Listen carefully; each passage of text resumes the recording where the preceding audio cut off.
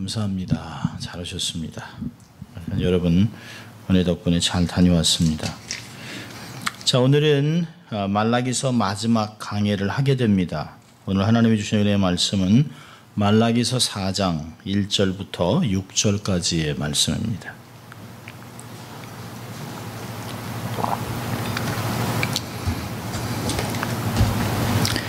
말라기서 4장 1절부터 6절까지 말씀을 봉독해 드립니다. 하나님의 말씀입니다. 만군의 여호와가 이르노라. 보라, 극렬한 풀무불 같은 날이 이르리니 교만한 자와 악을 행하는 자는 다 초계 같을 것이라. 그 이른 날이 그들을 살라 그 뿌리와 가지를 남기지 아니할 것이로되 내 이름을 경외하는 너희에게는 의로운 해가 떠올라서 치료하는 광선을 바라느니 너희가 나가서 외양간에서 나온 송아지같이 되리라. 또 너희가 악인을 밟을 것이니 그들이 나의 정한 날에 너희 발바닥 밑에 재와 같으리라. 만군의 여호와의 말이니라. 너희는 내가 호렙에서 온 이스라엘을 위하여 내 종 모세에게 명한 법 곧 율례와 법도를 기억하라. 보라, 여호와의 크고 두려운 날이 이르기 전에 내가 선지 엘리야를 너희에게 보내리니 그가 아비의 마음을 자녀에게로 돌이키게 하고 자녀들의 마음을 그들의 아비에게로 돌이키게 하리라. 돌이키지 아니하면 두렵건대 내가 와서 저주로 그 땅을 칠까 하노라 하시니라. 아멘. 오늘은 그날이 오면 하나님 오시는 날, 이런 제목으로 말씀을 나누려고 합니다. 정말 하루도 평안한 날이 없는 것 같습니다. 하루도 평안한 날이. 쓰나미, 지진, 테러 이런 것도 있지만 우리 곁에 제가 갔던 오레곤 주에 정말 외로운 늑대 같은 사람 하나, 26살짜리 토렌스 출신이랍니다. 또 그런데 학생들에게 종교가 뭐냐, 기독교라 그러면 너 그러면 이제 금방 예수님 만나겠다, 1초 후면, 그리고 쏴서 죽이고 그런 일이 벌어졌습니다. 7명이 죽었습니다. 또 그 사람을 막기 위해서 한 사람은 도서관에서 알람을 울리고 그러면서 그 사람을 막아서서 총을 7발이나 맞았습니다. 그래서 다리가 마비가 되고 얼마나 많은 시간이 흘러야 될지 모르겠습니다. 그리고 결국은 대치하다가 죽었습니다. 또 시리아에는 러시아군이 개입했습니다. 그래서 반군을 지원하는 미국과 함께 대리전쟁을 치를 것 같습니다. 러시아가 자기의 동맹인, 유일한 중동에서 동맹인 이란과 시리아를 놓치지 않기 위해서 전쟁에 개입을 하고, 그래서 대리전쟁을 합니다. 근데 미국은 시리아 반군을 지원하고 있기 때문에 미군한테 연락을 해서 자기네가 폭격을 하겠다. 그래서 러시아가 지금 전쟁을 하고 미국 펜타곤이 어떻게 개입을 할지 모르겠습니다. 그러면서 결국에는 또 다른 전쟁들이 시작되지 않을까. 이란이 사실은 평화를 얘기하면서도 또 전쟁에 또 개입을 했습니다. 그러니까 이란은 믿을 수가 없어요. 그런 이란과 함께 평화조약을 맺은 오바마는 바보스러울 수밖에 없습니다. 어리석고 얼마나 바보 같은지 몰라요. 또 전쟁이 사그라들 것 같은데 또 전쟁이 커지는, 그러니까 도처에 이런 일들이 많이 벌어지고 있습니다. 미국 동부에는 지금 엄청난 폭풍이 불어닥치고 있습니다. 버지니아와 뉴저지는 초긴장입니다. 그러니까 도처에 쓰나미, 폭풍, 지진, 정말 하루도 편한 날이 없지만 이런 것이 마지막 때의 전조일 뿐입니다. 이제 점점 더 많은 일이 벌어져서 우리로 하여금 주님이 오시는 날이 정말 가까이 왔다라고 하는 것들을 느낄 수 있습니다. 크고 무서운 날이 반드시 올 것입니다. 지난 100년 동안 있었던 지진과 이런 천재지변이 2000년 동안 있었던 것보다 훨씬 많습니다. 그만큼 굉장히 많은 짧은 시간에 점점 더 많이 일어나고 있습니다. 칠레에 지난번에 8.5가 되는 강진이 있었잖아요. 얼마나 많은 일이 일어날지 모르겠습니다. 이 환태평양에도 이게 링 오브 더 파이어, 불의 고리 안에 또 지진이 날 것 같은 두려움도 사실은 있습니다. 역사는 돌고 도는 것 같지만 결국은 일직선상에 있습니다. 창조하시고 주님이 하나님이 시작하시고 또 초림 후에 이제는 재림이라고 하는 시간. 역사는 돌고 돌지 않습니다. 결국은 돌고 도는 것 같지만 역사는 일직선상에 와서 시작해서 끝으로 마칠 것이에요.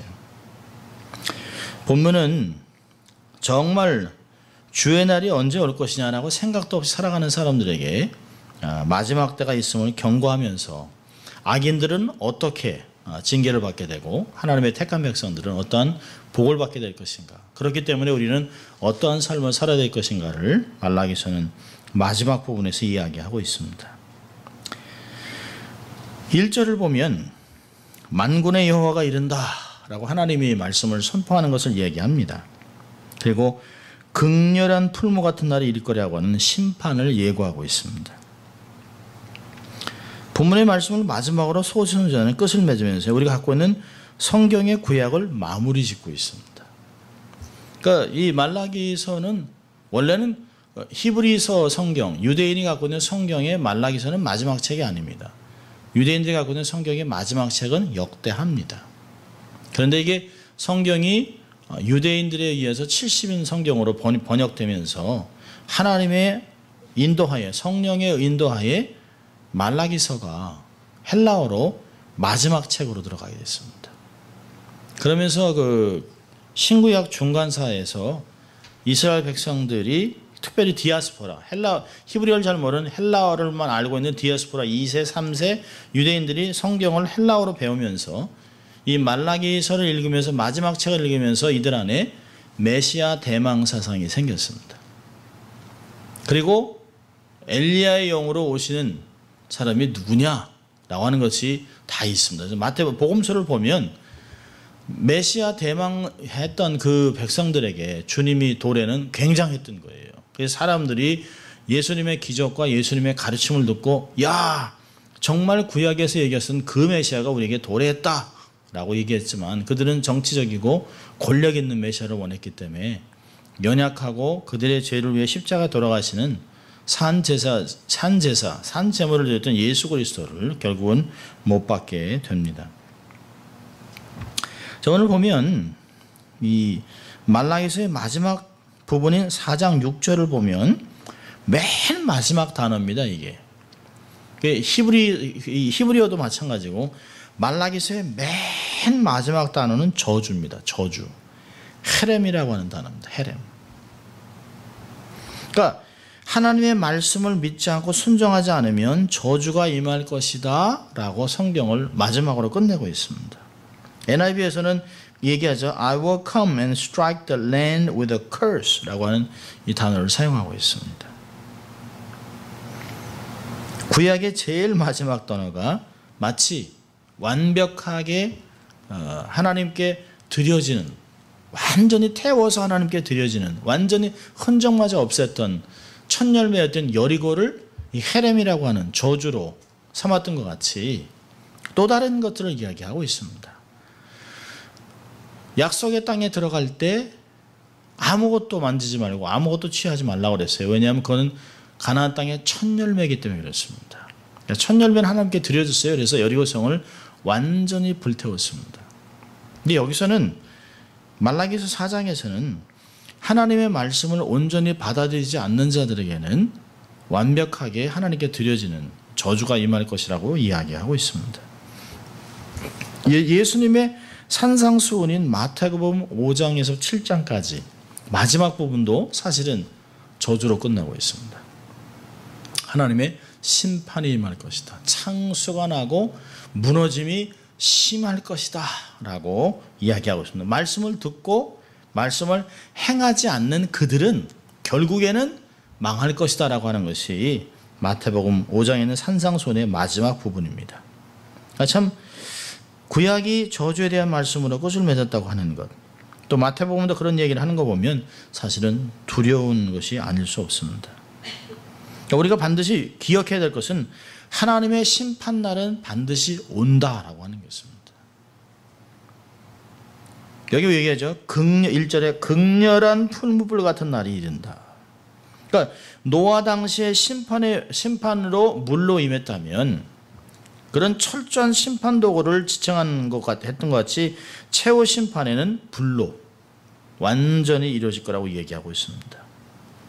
그냥 물로는 일어나지 않을 것이에요. 왜냐하면 우리에게 약속하셨습니다. 내가 다시는 너희를 물로 징계하지 않겠다. 그래서 하늘과 땅 사이에 무지개를 두셨어요. 그렇다면 불로 임할 것입니다. 말라기 4장에서도 얘기하잖아요. 풀무불 같은 날이 이른다. 마지막 날은 불로 심판이 있을 것이라는 거죠. 자, 근데 이 심판이 최후의 심판이 시행되는 여호와의 날은 정말 무섭죠. 근데 이 여호와 날에 심판을 받을 대상은 누굴까요? 보니까 교만한 자와 악을 행하는 자. 이 사람은 누굴까요? 지난주에 봤던 3장 14절 15절에 보면 하나님을 대해서 함부로 얘기하는 사람들. 3장 14절 15절 이렇게 말씀하고 있어요. 이는 너희가 말하기를 하나님을 섬기는 것이 헛되니 만군의 여호와 앞에 그 명령을 지키며 슬프게 하는 것이 무엇이 유익하리요. 지금 우리는 교만한 자가 복되다 하며 악을 행하는 자가 창성하며 하나님을 시험하는 자가 화를 면한다 함이니라. 이렇게 함부로 하나님을 경외하지 않고 말을 막하고 하나님을 대적하는 자들을 성경에서는 교만하고 악한 자라고 이야기하고 있습니다. 자신을 절대화하고 정당하고 완전하다고 생각하고 하나님을 대적하는 사람을 하나님이 마지막 때 징계하겠다라고 얘기하고 있습니다. 어떤 면으로 보면 그냥 자기가 하나님이 된 거예요. 하나님같이 마음대로 말하고 마음대로 심판하고 마음대로 교만이 하늘을 찌르는 그런 사람입니다. 얼마나 대단한 사람인지 몰라요. 근데 이런 사람들은 어떻게 한다고요? 교만한 자와 악한 자는 다 초계 같을 것이라 그 이르는 날이 그들을 살라 뿌리와 가지를 남기지 않는다. 뿌리가 뭘까요? 근원입니다. 근원.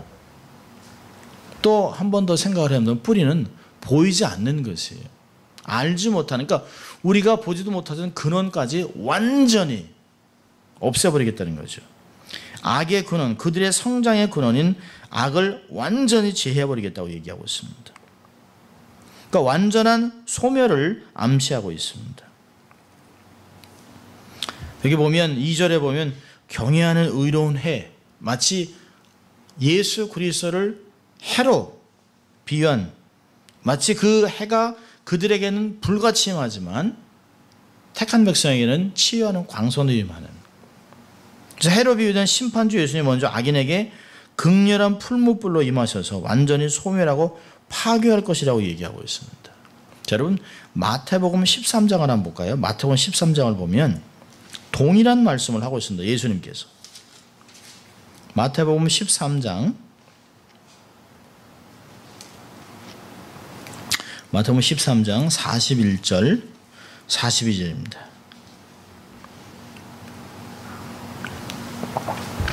같이 읽습니다. 인자가 그 천사들을 보내리니 저희가 그 나라에서 모든 넘어지게 하는 것과 또 불법을 행하는 자들을 거두어내어 풀무불에 던져 넣으리니 거기서 울며 이를 갈미 있으리라. 아, 그렇죠. 동일한 말씀하고 있어요. 구약의 만군의 여호와께서 말씀하신 그 말을 그대로 재현하고 있습니다. 마지막 때는 악인들이 하나님의 확실한 심판을 받게 될 것입니다. 하나님의 경고를 무시하고 또 하나님께 돌아오기를 거절하는 사람들, 복음을 거부하는 자들에게는 마지막 날이 무시무시한 공포의 날이 될 것입니다. 여러분 베드로후서 3장을 볼까요? 베드로후서 3장을 보면 하나님의 공의와 하나님의 긍휼, 사랑이 한꺼번에 다 나와 있습니다. 베드로후서 3장 1절부터 9절인데요. 우리 한번 같이 읽을까요? 사랑하는 자들아, 내가 이제 이 둘째 편지를 너희에게 쓰노니 이 둘로 너희 진실한 마음을 일깨워 생각나게 하여 곧 거룩한 선지자의 예언한 말씀과 주 되신 구주께서 너희의 사도들로 말미암아 명하신 것을 기억하게 하려 하노라. 먼저 이것을 알지니 말세에 기롱하는 자들이 와서 자기의 정욕을 쫓아 행하며 기롱하여 가로되 주의 강림하신다는 약속이 여든요 조상들이 잔으로부터 만물이 처음 창조할 때와 같이 그냥 있다 하니 이는 하늘이 옛적부터 있는 것과 땅이 물에서 나와 물로 성립된 것도 하나님의 말씀으로 된 것을 저희가 불어 이지로 함이로다. 이로 말미암아 그때 세상은 물에 넘침으로 멸망하였을 때 이제 하늘과 땅은 그 동일한 말씀으로 불사르기 위하여 간수하신 바 되어 경건치 아니한 사람들의 심판과 멸망의 날까지 보존하여 두신 것이라. 사랑하는 자들아 주께는 하루가 1000년 같고 1000년이 하루 같은 이 한 가지를 잊지 말라.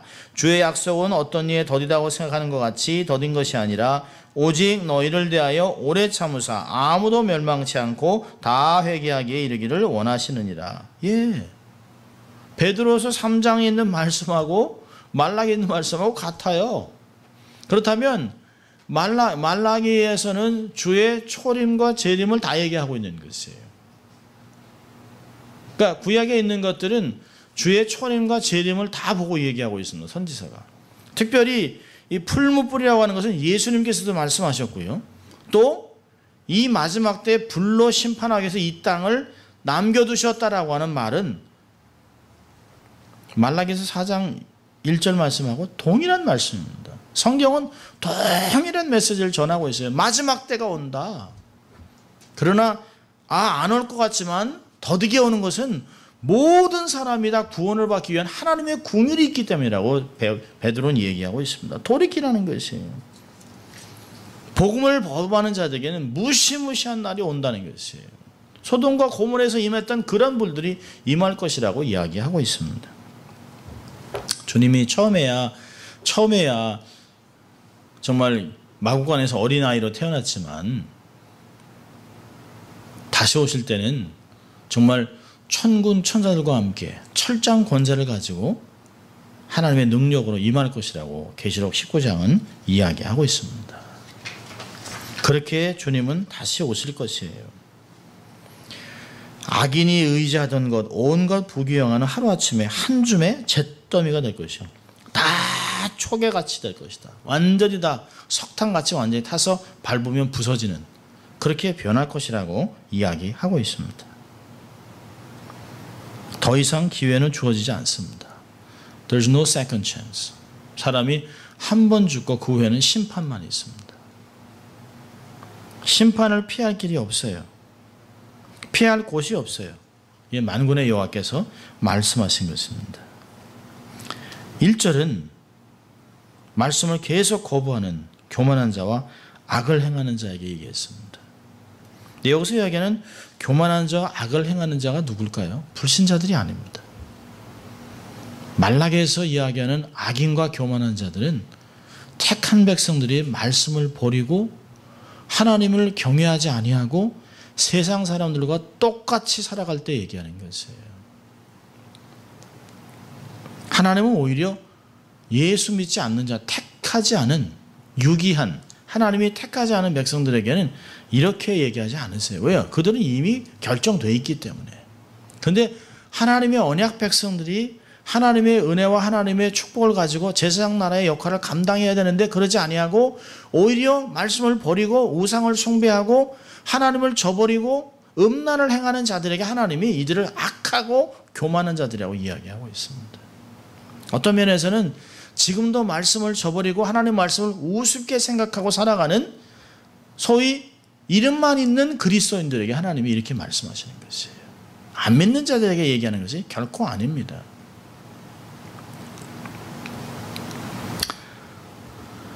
자, 그런데요. 하나님께서 지난주에 봤던 16절에 하나님을 경외하는 자, 이름을 존중히 생각하는 자, 하나님이 특별한 소유를 삼고 아끼고 그를 축복할 의인들에게는 어떻게 할까요? 성도들에게 주신 축복이 놀랍습니다. 크게 2절과 3절에 세 가지로 나와 있는데요.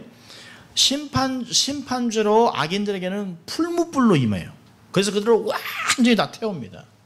그런데요, 동일하게 예수 그리스도께서 능력으로 나타나는데 택한 백성들에게는 치료하는 광선이 됩니다. 의로운 해가 됩니다. 악을 행하고 교만한 자들에게는 극렬한 풀렵불로 뿌리까지 다 근원까지 다 태워버리겠다고 심판을 예고하신 후에 성도들에게는 하나님을 경외하는 자들에게는 축복을 주시겠다고 말씀하셨습니다. 그 축복이 뭘까요? 첫째는 치유입니다. 치유. 하나님은 의인에게는 의로운 해로 임하셔서 의인들이 받고 있는 상처를, 견딘 상처를 치유하시겠다라고 얘기했습니다. 어떤 면에서는 구속의 즐거움, 구속의 보상, 이런 것들을 얘기하고 있습니다. 자유와 기쁨. 그러니까 의로운 해가 떠올라서라고 하는 말은 뭘까요? 그리스도의 오심을 얘기하는 것이에요. 그리스도의 초림, 그리스도의 재림, 이런 것들을 이야기하는 것이에요. 누가복음 1장 77절부터 79절까지 보면 이런 말씀이 있어요. 주의 백성에게 그 죄 사함으로 말미암는 구원을 알게 하시리니 이는 우리 하나님의 긍휼을 인함이라. 이로써 돋는 해가 위로부터 우리에게 임하여 어두움과 죽음의 그늘에 앉은 자에게 비추고 우리 발을 평강의 길로 인도하시는도다. 말씀이 막 맞아 떨어집니다. 구약이 마치 자물통이면 신약은 열쇠 같은 것이에요. 구약에서 얘기한 것을 예수님에 위해서 다시 반복하고 예수님이 하신 말씀들을 제자들이, 사도 바울이 계속해서 반복해서 증거하고 있습니다. 태양이 만물을 살리는 것처럼 그리스도께서 만민을 구원하신다라고 얘기하고 있습니다. 이런 의미에서 2절은 그리스도의 구원운동을 가리킵니다. 치료하는 광선이라고 얘기하고 있습니다. 사실 이 치료하는 광선이라고 하는 말은 원래 본문으로 보면 그의 날개 안에서 품어서 치유한다는 거예요. 그의 날개 안에서 치유하는. 그러니까 마치 하나님께서 그를 보호하고 은혜를 주셔서 그를 꽉 안고 있는, 안에 밖에서 악인들이 그들을 더 이상 터치하지 못하고 그들을 머리털을 상하지 못하도록 하나님이 막으시고 자식을 사랑하는 것이 아비가 그 품 안에 품고 이렇게 따뜻하게, 추운 아들을 따뜻하게 해주는 그런 치유의 역할을 하고 있다는 것이에요. 의로운 해가 되신 그리스도의 신유, 그리스도의 치유, 그리스도의 은혜, 죄인들을 향한 영혼을 구원하는 그의 구속 사역을 지칭하고 있습니다. 동일한 그 내용이 그 시편 57편 1절에서는 이렇게 얘기합니다. 하나님이여 나를 긍휼히 여기시고 나를 긍휼히 여기시고 내 영혼이 주께로 피하되 주의 날개의 그늘 아래서 이 재앙이 지나가기까지 피하리이다. 그냥 두면 죽는다는 거예요. 그런데 하나님이 날개로 이렇게 품으셔서 재앙이 더 이상 임하지 않도록 멈추고 그 재앙이 지나갈 때까지 잘 보호하고 치유하고 있다는 것을 이야기하고 있습니다. 하나님의 능력의 날개 아래에 있는 것이 가장 안전한 거죠. 이 세상에 안전한 것이 어디 있습니까? 이 세상에 안전한 것은 한 곳도 없어요. 요즘 이제 복스바겐이 난리 났죠? 복스바겐? 아마 도산할 것 같습니다. 자기네 재산을 다 팔아도 안 된다고 그래요, 지금. 그 스모그 그 연비 문제도. 그런데 오레곤은 스모그 테스트를 안 합니다. 차들이 적기 때문에 공기도 좋아서 아무리 매연이 있어도 깨끗해요. 그거 테스트 안 합니다. 그래서 제가 그 스태프들하고 이게 굉장히 오레곤은 참 날씨도 좋고 사람들이 착하고 너무 안전하고 너무 행복한 곳이네 막 이랬는데요. 그날 땅땅땅땅 해서 사람을 죽였습니다. 학교에서, 대학교에서. 세상에 안전한 곳이 어디 있어요? 안전한 곳이 없어요. 뉴욕만 위험한 거예요? 아니에요.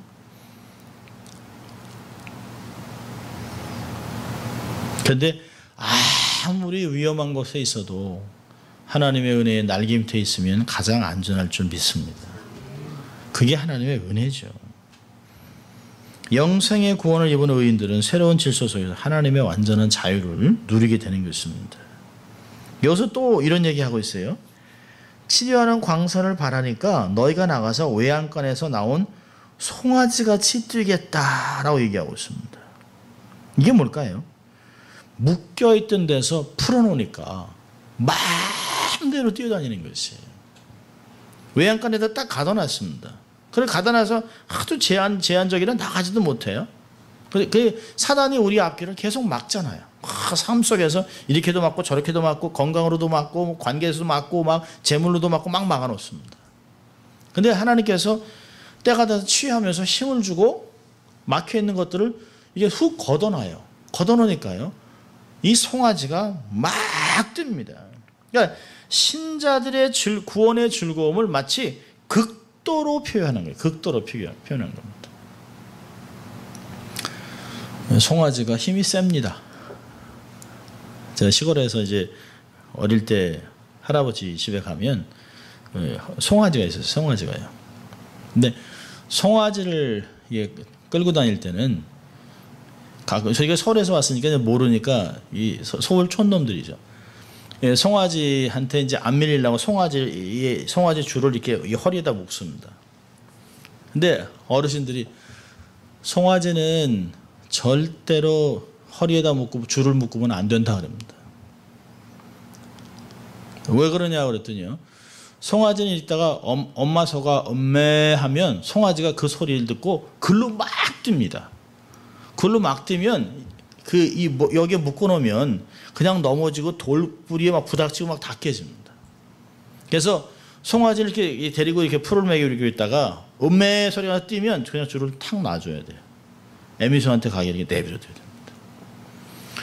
작은 송아지도 막 기뻐서 이게 뛰면요 엄청나게 힘이 있습니다. 여기서 얘기하는 거 외양간에서 나온 송아지 같이 막 뛴다는 거죠. 그러니까 릴리즈 됐다는 거예요. 풀어놨다는 거예요.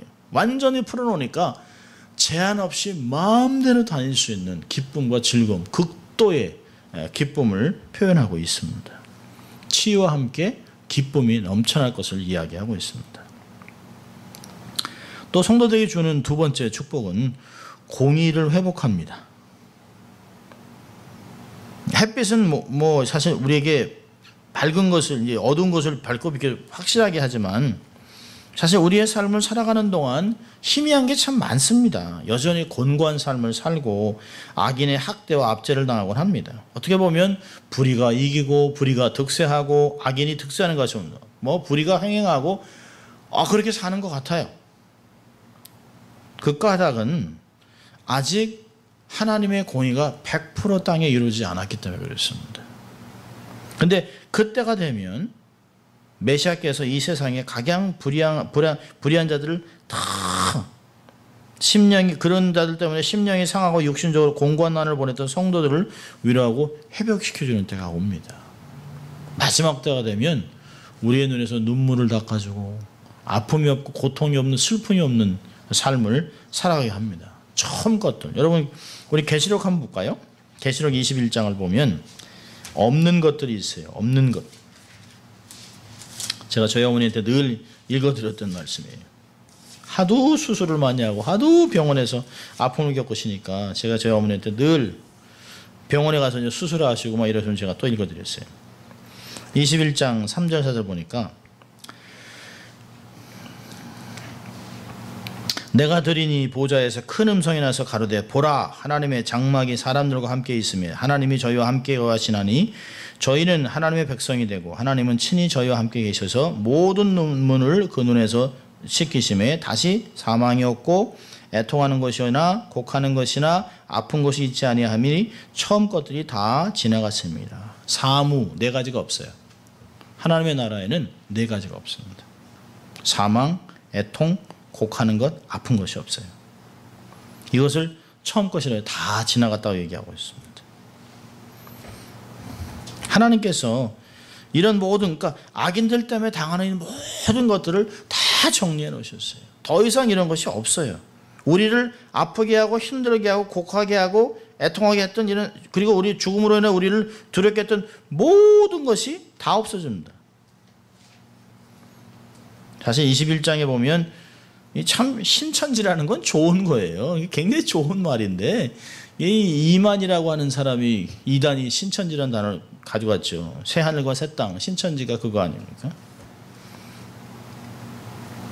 사실 말라기 시대 백성들을 보면 그렇게 얘기했잖아요. 3장에서도 또 말라기서 전체를 보면 악인이 득세합니다. 하나님을 섬기는 게 무슨 유익이 있겠습니까? 하나님께 드려서 무슨 소용이 있어요? 그냥 하나님께 그냥 뭐 병든 짐승이나 드리고 뭐 썩은 떡이나 드리고 그런다고 해서 하나님이 알겠어요?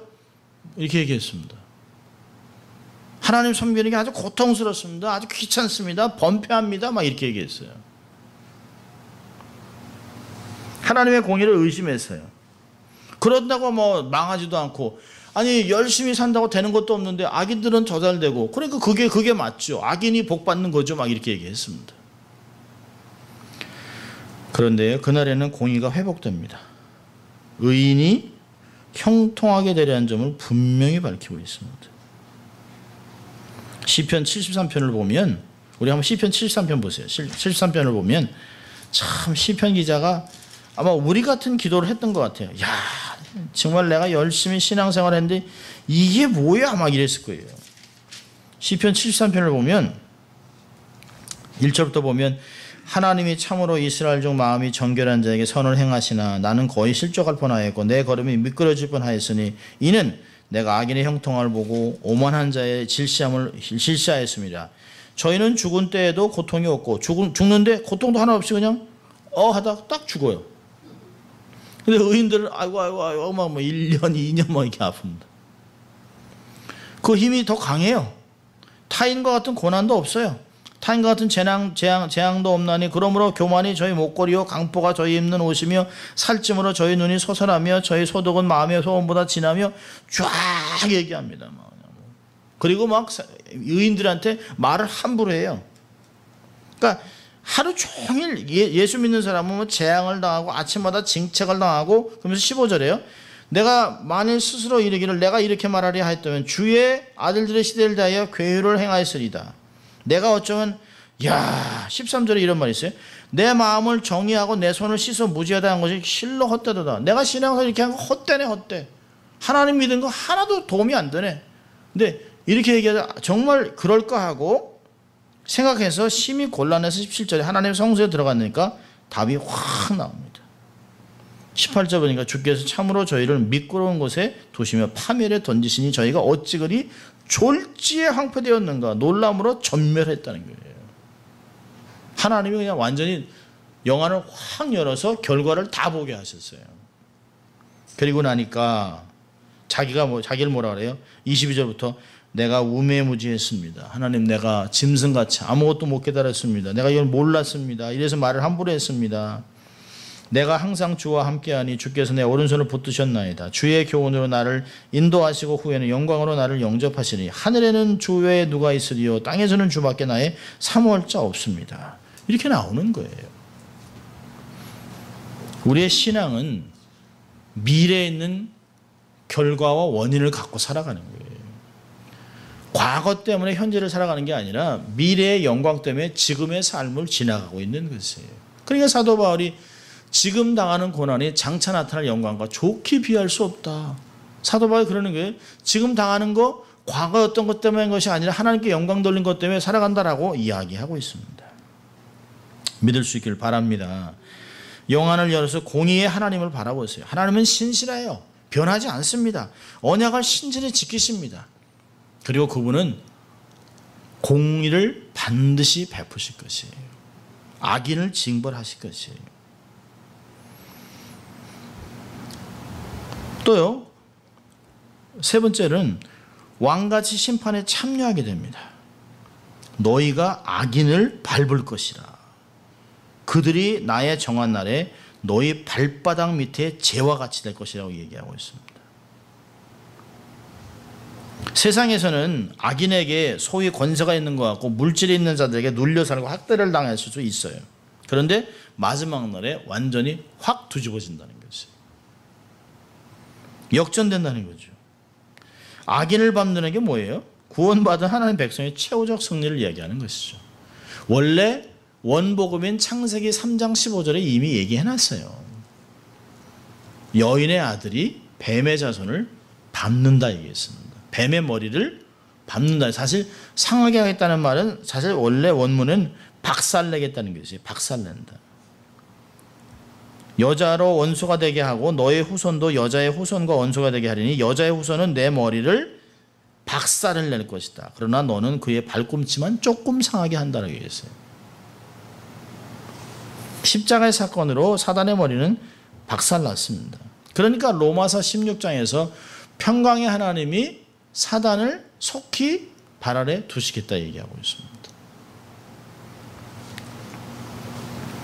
이미 머리가 박살났어요.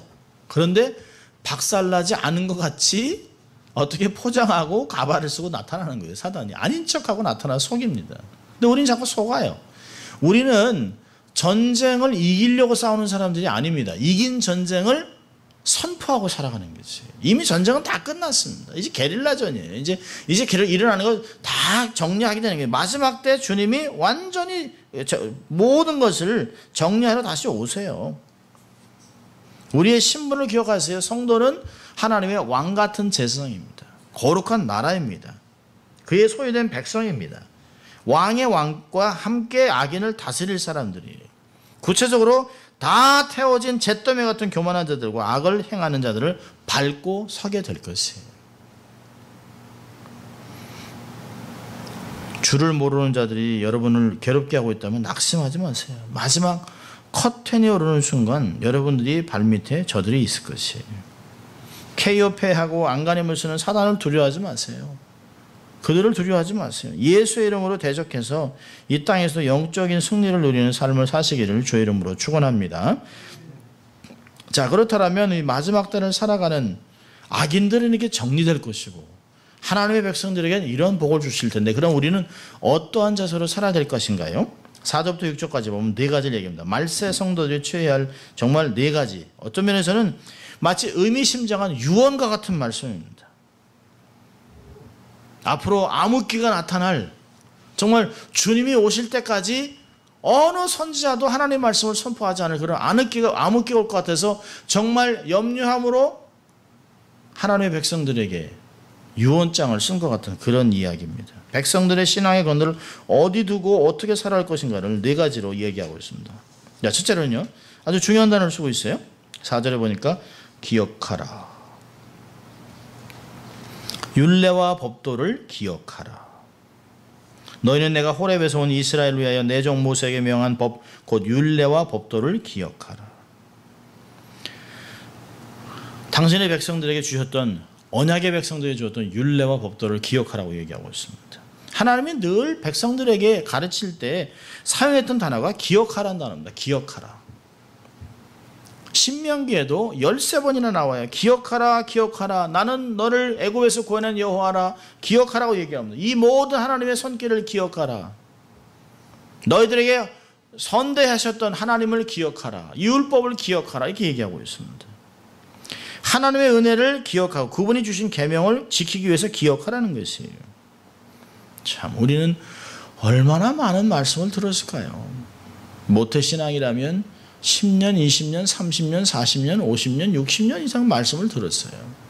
그렇게 오랫동안 말씀을 들었어요. 그런데 말씀을 잊어버리고 사는 경우가 너무 많아요.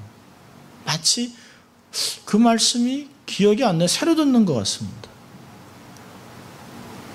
사실은 몰라서 죄를 짓는 사람은 없죠. 그것을 내가 지키지 않고 고의적으로 어겼기 때문에 어려움을 당하는 것이죠. 사실 10년 전의 말씀과 지금 제가 선포하는 말씀은 동일한 하나의 말씀이에요. 해 아래 새로운 것은 하나도 없습니다. 너무 새로운 것을 좋아하고 변화를 좋아하는 사람이 이단에 잘 빠져듭니다. 독특한 성경 공부 일단은 경계하셔야 됩니다. 이렇게 성경을 푸는 자가 없다? 조심해야 합니다. 왜요? 다 이렇게 풀었어요. 1000년 전에도 다 이렇게 하셨어요. 우리의 믿음의 선조들도 다 이렇게 이 말씀 가지고 가르치셨어요. 우리의 문제는 많이 들어도 기억하지 못하는 데 있습니다. 더 나아가서는 우리는 다른 걸 기억하고 삽니다. 우리가 원하는 것, 좋아하는 것, 우리가 정말 이게 좋아하는 것, 맛있는 것, 재밌는 것들만 기억합니다. 하나님 말씀은 딱딱하고 드라이하고 그래서 우리는 잘 기억하지 않으려고 합니다. 그러니까 선입관이 바뀌었어요. 우리의 영적인 문제는 말씀을 많이 들어도 기억하지 못하는 데서 오는 것이에요. 근데 이건 두뇌로는 우리가 다 기억할 수 없어요. 우리가 연약하고 악하기 때문에. 그래서 하나님께서 주님을 통해서 우리에게 말씀하셨어요. 성령을 보내서, 보혜사를 보내서 너희로 하여금 진리를 기억나게 하실 것이다 얘기했습니다. 요한복음 16장 12절 13절을 보면 주님께서 제자들에게 이렇게 얘기했어요. 내가 아직 너에게 이를 것이 많으나 지금은 너희가 감당치 못하리라. 그러나 진리의 성령이 오시면 그가 너희를 모든 진리 가운데서 인도하시리니 진리 가운데로 인도하리니 그가 자의로 말하지 않고 오직 듣는 것을 말하며 장래일을 너에게 알리시리라. 성령의 충만함을 받는 것은 옵션이 아니에요. 반드시 성령 충만을 통해서 성령님이 내게 자꾸 말씀을 기억나게 하고 깨닫게 하고 우리에게 가르쳐야 돼요. 성령님이 우리를 탄식하며 안에서 기도하는데 그것도 동일한 감정을 느껴야 되는 것이죠. 성령의 인도하심을 받으면 말씀을 기억하고 말씀대로 살아갈 수 있습니다. 자, 두 번째로는요. 5절을 보면 주의 재림을 기다리는 신앙이 필요합니다. 보라, 여호와의 크고 두려운 날이 이르기 전에 내가 선지 엘리야를 너에게 보내겠다라고 얘기하고 있습니다. 현실만 보면 정말 답답합니다. 아무 소망이 없어요. 정말 미국 대통령이 누가 될지 암담합니다. 지금 암담합니다. 트럼프 정말 암담합니다. 정말 미국이 어떻게 될지 모르겠어요. 진짜 너무 암담해요. 정치를 봐도 그렇고 경제를 봐도 그렇고 정말 너무너무 답답합니다. 그런데요, 현실만 보면 답답하지만 미래를 바라보면 소망이 생긴다는 것이에요. 왜요? 미래는 주님이 오시잖아요.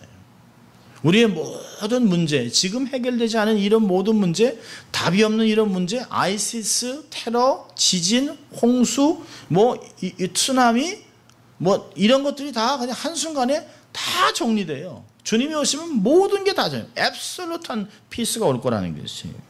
그러니까 주님의 재림을 기다리는 사람은 소망을 잃지 않습니다. 주님이 오실 것을 알기 때문에 내 마음을 정리하고 마음의 허리를 동이고, 베드로전서 1장 13절에 얘기한 같이 마음의 허리를 동이고 근신하고 그때 내게 주실 은혜를 기다리면서 견고하게 설 수 있다는 것이에요. 그러면 말라기서는 그리스도 앞에서 세례 요한이 올 것을 말하고 있습니다. 구체적으로 예언하고 있어요. 사실 세례 요한의 출현은 이미 800년 전에, 주전 800년 전에 이미 이야기했습니다. 이사야 40장 3절부터 5절까지 보면 외치는 자의 소리여 가로되 너희는 광야에서 여호와의 길을 예비하라. 사막에서 우리 하나님의 대로를 평탄케 하라. 골짜기마다 도두어지며 산마다 작은 산마다 낮아지고 고르지 않은 곳이 평탄하게 되며 험한 곳이 평지가 될 것이요 여호와의 영광이 나타나고 모든 육체가 그것을 함께 보리라. 대저 여호와의 입이 말씀하셨느니라. 그러니까 그의 출현이 그리스도로 말미암아 이루어질 하나님의 나라와 도래를 알리는 징표가 될 것이라는 사실이 마지막 선지자인 말라기에 의해서 예언됐습니다. 그리고 이 예언을 끝으로 정경의 선지자들의 예언이 끝나고 하나님의 역사는 오랜 동안 400년 동안 침묵기에 들어가게 됩니다. 그리고 엘리야가 오리라는 예언은 곧 세례 요한에 대한 출현을 예고하는 것이죠. 마태복음 17장에서도 그가 도래했다라고 주님이 이미 말씀했습니다. 자, 근데 왜 엘리야를 얘기했을까요? 선지자로서 세례 요한의 출현을 엘리야라고 하는 이름을 통해서 예언한 것은 아마 두 가지 이유가 있을 것이에요. 만약 사람들이 세례 요한이 막 그걸 얘기할 때 당신이 엘리야냐? 당신이 메시아냐? 이렇게 자꾸 물어봤습니다. 왜냐하면 하나님의 주권적인 그 개입으로 인해서 성경이 역대하로 끝나지 않고 70년 성경으로 번역되면서 헬라어로 번역되면서 말라기가 마지막으로 딱 들어갔습니다. 그리고 말라기서가 마태복음과 딱 맞아 떨어지는 것이에요. 그래서 사람들이 이 말라기를 읽으면서 계속 엘리야가 온다, 엘리야 같은 심령으로 온다 이렇게 한 이유가 뭐예요? 성경에서 그렇게 엘리야라는 사람을 이야기한 이유가 뭐냐면 첫째로는 세례 요한이 엘리야와 같은 능력으로 말씀 사역을 전개할 것이라는 것이에요. 그가 와서 그랬잖아요. 천국이 가까웠다. 회개하라. 천국이 왔다 얘기합니다. 그리고 막 광야에서 말씀하는 것에 따라 사람들이 대꾸를 못 하잖아요. 너무 강력한 말씀을 선포하니까.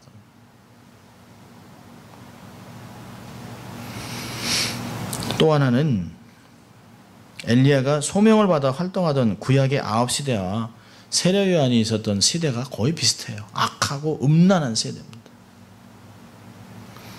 아주 사회의 죄악성과 종교 타락이 극을 다하던 때예요. 그냥 뭐 선지자의 그 제사장의 타락은 말도 못합니다. 뭐 이렇게 구약이 그 바벨론의 포로로 간 후에 생기면서 회당을 중심으로 해서 뭐 바리새인, 사두개인, 뭐 서기관들이 막 이 열심당 이런 거 생기면서 그 이스라엘 안에도 여러 당파들이 생기고 또 자기들이 서로 하기 위해서 암암리로 사람을 죽이기도 하고 돈을 오가고 막 그 타협하고 세리가 돼가지고 매국노가 생기고 얼마나 그냥 로마의 앞잡이들이 얼마나 많았는지 몰라요. 사회적으로 종교적으로 타락이 극을 달했습니다. 그때 세례 요한이 광야에서 외치는 거예요. 사실은 지금까지 수많은 엘리야의 10년을 가진 목회자들이 말씀을 선포해왔죠. 마틴 루터, 요한 칼빈, D.L. 무디, 빌리 그레함, 주기철 목사님, 다 이런 믿음의 조상들이 마치 엘리야의 심령을 가지고 얘기하는 것이에요. 주님이 도래하신다. 말세가 우린 말세지마를 살고 있다. 이렇게 살면 안 된다라고 하는 것들을 계속 말씀하셨어요. 주님의 재림이 정말 가깝습니다. 정말 가까워요. 주의 재림을 기대하면서 삶을 살아야 합니다. 사실 이미 엘리야를 우리에게 보내셨어요. 또 엘리야의 심령을 가진 목회자들이 계속 강단에서 선포하고 있습니다. 주의 재림을 기다리는 신앙을 가져야 합니다. 세 번째로는요, 마음을 돌이켜야 합니다. 6절 보니까 아비의 마음을 자녀에게 돌이키게 하고, 이 돌이킨다라고 하는 단어는 참 재미있는 단어입니다. 슈브라고 하는 단어인데 회개한다 그런 뜻입니다. 회개한다. 또 너희도 내게 돌아와라. 네가 나를 찾아오면 나도 너희 만나주겠다. 돌아와라 돌아와라 그런 이야기예요. 하나님께로 돌아오라는 것이죠. 하나님 아버지에게 마음을 돌이키라는 것이에요. 전심으로 회개하고 이전 믿음의 선조들의 경건한 믿음을 본받으라는 것이에요. 회개하지 않으면 저주가 임하겠다고 선언하고 있습니다. 온전한 회개를 통해서 하나님께 정결하게 서야 합니다. 데살로니가전서 4장을 보면 23절 24절에 평강의 하나님이 친히 너희로 온전히 거룩하게 하시고 또 너의 온 영과 몸과 혼과 몸이 우리 주 예수 그리스도에 강림하실 때 흠없이 보존되기를 원하노라. 너희를 부르시는 미쁘시니 그가 또한 이루시리라. 5장 23절 24절입니다. 하나님 앞에 정결하고 흠이 없는 신부로 단장하기 위해서 회개하고 심령을 비롯해서 전인격적인 하나님 앞에 인정받도록 준비하라는 것이죠. 사랑하는 이모를 기다리는 마음으로 결혼 날짜를 받아놓고 정말 몸과 마음을 사랑하는 신랑이 되기 위해서 깨끗하게 단장하는 신부 같은 마음으로 우리의 신랑 대신 예수 그리스도를 만날 준비를 하라는 것이에요. 여기 보니까 아비의 마음을 자녀에게로 돌이키게 하고 자녀들의 마음을 그들의 아비에게로 돌이키게 하겠다. 누가요? 세례 요한이. 세대 간에 있는 어떤 그런 것들을 하나님께로 다 돌이키게 한다는 것이죠. 이건 여러 가지 의미도 있습니다만은 가정의 이야기도 있고 또 사회적인 이야기도 있고 먼저 하나님 아버지께로 돌이키는 하나님은 뭐 백성들에게 돌이켰잖아요. 그렇다면 우리도 아버지께로 돌이켜야 됩니다. 또 이 마음을 자녀들에게 돌이켜야 합니다. 자녀들을 다음 세대에 정말 리더로 하나님의 사람으로 양육하기 위해서 우리가 마음을 주께로 먼저 돌이키는 역사가 나타나야 합니다. 우리의 다음 세대들은 점점 예수 안 믿습니다. 우리가 그렇게 믿었던 기적 같은 거 젊은이들은 기적 안 믿습니다. 너무 논리적으로 믿으려고 해요. 기적이 나타나기에는 세상에 너무 많아요. 기적이 없이도 살 수 있어요. 못 고치는 게 없어요. 못 갈 데가 없어요. 못할 게 없어요. 근데 그렇지 않죠. 기적은 결코 끝나지 않았습니다. 계속해서 예수 그리스도의 이름으로 성령의 능력으로 놀라운 기적들은 계속해서 일어나고 있습니다. 성령의 역사는 폭발적으로 나타나고 있어요. 그걸 부인하면 점점 우리의 신앙은 죽어갈 것이에요. 마음을 돌이켜야 합니다. 기억하고 주의 재림을 기대하고 그리고 우리의 마음을 돌이켜야 합니다.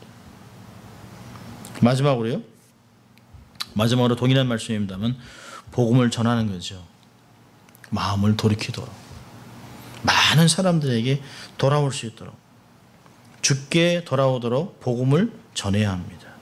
브리지 역할을 해야 됩니다. 다리 역할을 해줘야 됩니다. 정말 하나님을 알 수도 없는, 돈은 많고 건강한데 왜 이렇게 자기의 삶이 허전한지 몰라요. 내가 다 가진 것 같은데 돈은 모았는데 자식을 잃었어요. 성공했는데 아내를 잃어버렸어요. 다 얻은 것 같은데 삶은 망가져 있습니다. 내가 이렇게 살아야 되나? 라고 하는 사람들에게 그 삶에 예수 그리스도가 없음을 알려줘야 하는 것이에요. 우리의 삶을 통해서 하나님께 나올 수 있도록 주 예수 그리스도를 통해서 천국의 평안을 누리고 천국의 약속을 얻는 내세의 소망을 가지고 삶을 살아갈 수 있도록 사람들에게 브리지 역할을 해줘야 됩니다. 복음을 증거하는 삶을 살아야 합니다. 사도 바울은 디모데후서 4장 2절에 너는 말씀을 전파하나 때를 얻든지 못 얻든지 항상 힘쓰라. 범사에 오래 참음과 가르침으로 경책하고 경계하고 권하라고 자기의 어린 후계자 같은 디모데에게 얘기했습니다. 디모데에게만 얘기했습니까? 우리 모두가 다 기회가 날 때마다 복음을 증거해야 합니다. 우리의 삶을 통해서 복음이 삶의 아름다운 향기같이 전해지는 삶을 살아야 합니다. 지체하면 안 됩니다. 마지막 날이 언제 올지 몰라요. 정말 언제 올지 몰라요. 전도하다 낙심하지 마세요. 때가 되면 반드시 열매를 얻습니다. 열매를 맺게 됩니다. 주님이 힘을 주실 것이에요.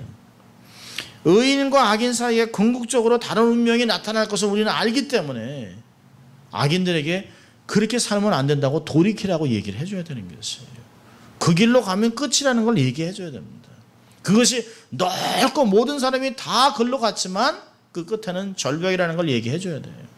우리는 정말 좁은 것 같고 막 정말 길을 가면서도 넘어지고 힘들고 자빠지고 좁은 것 같지만 그 길에 점점 가면서 광명의 길이 있는 것을 알려줘야 하는 것이에요. 우리의 삶을 통해서 내세의 행복을 얘기해 줘야 됩니다. 마지막 날이 이르면 악인은 소멸합니다. 의인은 영원한 승리와 구원을 이루게 되어 있습니다. 이 말라기서는 정말 유언장같이 쓰여진 것이에요. 구약의 백성들에게. 마치 어떻게 살아야 될지 너희들은 지금 결정하라는 것이에요. 주가 금방 도래할 텐데 메시아가 올 텐데 너희들이 어떻게 살아가고 있는가, 너의 잘못된 모습, 악인들은 다 망한다. 여기서 얘기하는 교만한 자, 악인은 불신자가 아니라고 얘기했어요. 언약의 백성들이 말씀을 버리고 세상 사람들과 똑같이 가면서 우상 숭배하고 하나님을 대적하는 그런 사람들을 얘기하는 것이에요. 계시록에서도 내가 문 밖에서 두드리느니 하고 이야기는 불신자에게 얘기하는 게 아니고 전도 때 쓰는 단어가 아니에요. 그거는요. 그렇게 살면 안 되기 때문에 마음 열고 주님께 다시 첫사랑을 회복하고 주님께 나오라는 그런 이야기를 얘기하는 것입니다. 마지막에 주님이 보상하실 것이에요. 열심을 내는 것을 포기하지 마세요. 주를 섬기는 것에서 낙심하지 마세요. 오히려 더 열심을 내세요. 주의 재림이 가깝습니다. 그리고 우리 눈에서 눈물을 닦아줄 날이 속히 올 것입니다. 저렇게 악인들이 득세하는 것을 보고 부러워하지 말고 불쌍히 여기세요. 그리고 그들이 돌아선다고 하는 안타까움으로 복음을 증거하고 그가 돌아오면 여러분들은 상급을 받을 것입니다. 또 그가 얼마나 감사하겠습니까? 죽음에서 살려준 것인데요. 그런 것을 생각하면서 나로 인하여 정말 많은 자들이 주께 돌아오고 우리와 함께 하늘나라를 세워나가는, 이 땅에서 하늘나라를 건설하는 백성들을 많이 만들어가는 여러분 될 수 있기를 주의 이름으로 축원합니다. 우리 함께 기도합니다. 하나님 아버지 감사합니다. 오늘도 하나님께서 저희들에게 말씀으로 도전하시고 정말 주의 재림이 다시 오면 어떤 일이 일어날 것을 우리에게 말씀해 주신 주님 감사합니다. 하나님 그렇습니다. 마지막 때가 되면 의인의 삶을 보상하시고 악인의 삶을 정리하실 텐데 하나님 우리가 그것을 생각하고 기억하고 복음을 증거하고 주의 재림을 사모하고 최선의 삶을 살아가는 저희들이 될 수 있도록 하나님 축복하여 주시옵소서. 감사하고 예수님 이름으로 기도합니다.